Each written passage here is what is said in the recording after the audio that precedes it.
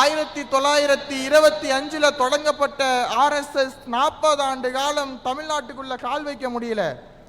இன்னைக்கு வீதிகள் தோறும் தமிழ்நாட்டில் மட்டும் 13,000 முழுநேர ஊழியர்களையும் அனைத்து துறைகளிலும் முஸ்லீமாக இந்துக்களாக கிறிஸ்துவர்களாக பிரித்தாளக்கூடிய சூழ்ச்சியை செய்யக்கூடிய இவர்கள் எந்தெந்த ரூபத்திலெல்லாம் அவர்களுடைய சூழ்ச்சியை செய்ய முடியுமோ அந்த சூழ்ச்சியை எல்லாம் கட்டமைக்கக்கூடிய வேலையில் அவங்க ஈடுபட்டு இருக்காங்க. இந்த கூட்டத்தின் வாயிலாக இந்த இளம் தலைமுறைகளை எல்லாம் ஒருங்கிணைத்து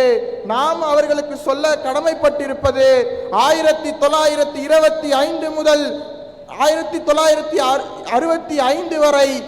RSS என்ற ஒரு மதவாத சக்தியை எப்படி எங்களுடைய முன்னோர்கள் துடை தெரிந்தார்களோ, இன்னைக்கு கவர்ச்சிக்கு பின்னால் போகக்கூடிய அரசியல் பின்பம் இல்ல, கோமாளி பின்பங்களை எல்லாம் உடை தெரிந்து